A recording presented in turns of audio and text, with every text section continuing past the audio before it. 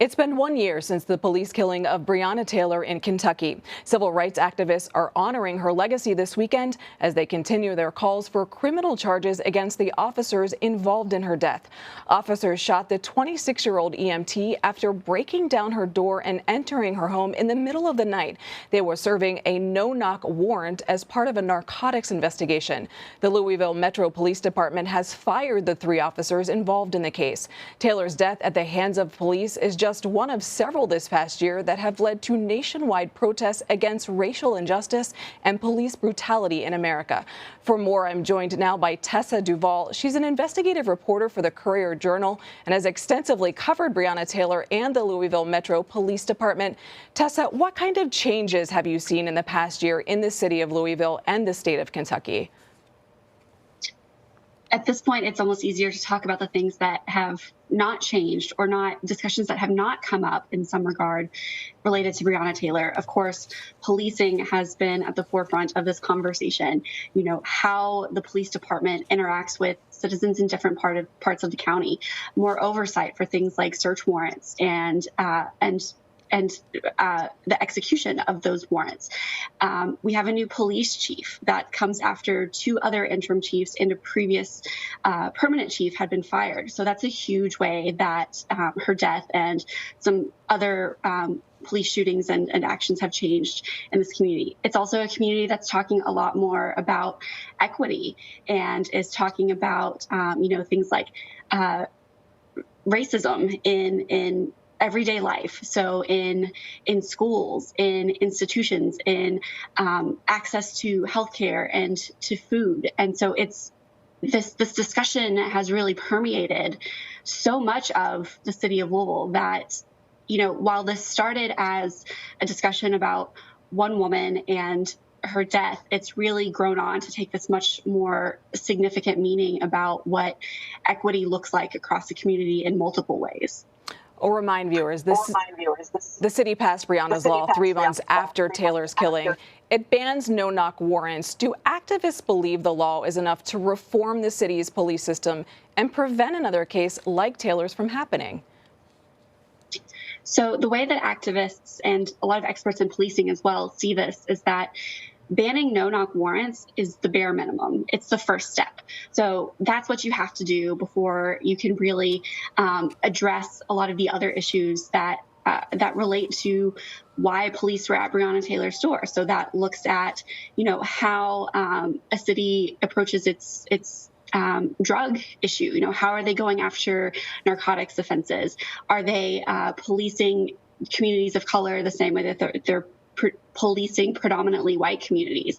So Breonna's Law was the bare minimum.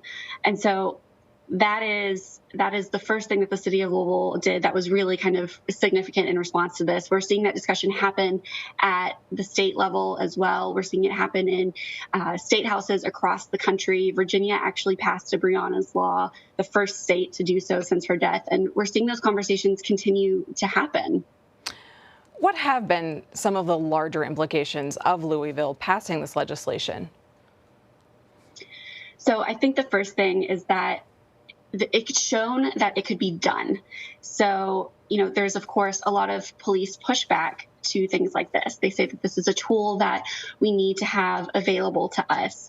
And when Louisville Metro Council unanimously passed that last summer, they showed that this can be done. And so that has, I think, made it possible for other cities, other states to follow suit and shown that it's okay. We've not had this for 6 months and that things are okay. There are ways to work within this policy that don't harm officer safety or civilian safety. As we mentioned, 3 officers involved in Taylor's shooting have been fired from the LMPD, but no one is facing any charges related to her death. Is there any chance of anyone being prosecuted at this point?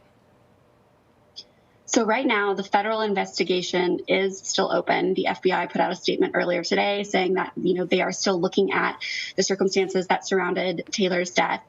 And so that's on the table. We don't know what will come of that. We know that these investigations take a long time and that, hopefully it'll be a very thorough investigation. As you mentioned, 3 officers have been fired in connection with Taylor's death. And We are also seeing one officer face criminal charges for wanton endangerment, and those are for bullets that went through Breonna Taylor's apartment into a neighboring apartment. And he is set to go on trial in August, I believe. And right now there is discussion about will his trial be able to take place in Jefferson County in Louisville. And so, we're a year out from this happening, but there's really still a lot up in the air and a lot still developing every single day. Breonna Taylor's mother recently filed a complaint against 6 other police officers in the LMPD. What can you tell us about that? What are some of her accusations against them? Just this week, her mother filed a complaint against, I believe, 6 additional officers who were some way connected to the case. They may not have been on scene that night. They may have been supervisors of those officers. They may have been investigating the shooting after the fact.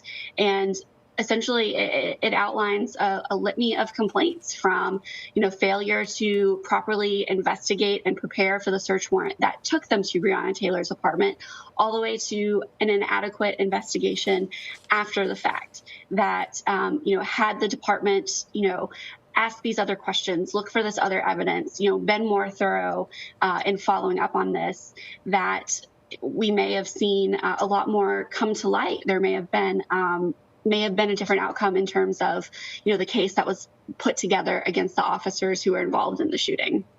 Tessa, as the nation reflects on Taylor's death 1 year later, what are some ways her family and the city of Louisville are keeping her legacy alive?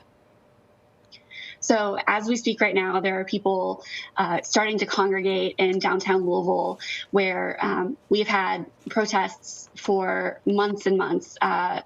There's not a day that goes by that people aren't talking about Breonna Taylor in downtown Louisville, or they're not starting a caravan, or just setting in this park and keeping her memory alive. And so there are expected to be some marches today, but also there's a food giveaway that her family and the foundation they established in her honor will be hosting. That's something that they've done a lot, is try to give back to the community. And of course, this sends the message that we haven't forgotten about Breonna, and we don't want the city to forget about Breonna either. And I think that they've been really effective in that regard. A year later, here we are, and people are still talking about her. They're still turning up to support her family and support the cause of trying to get justice for her in whatever way that they can. A good reminder for our country of what happened a year ago. Tessa Duvall, thank you.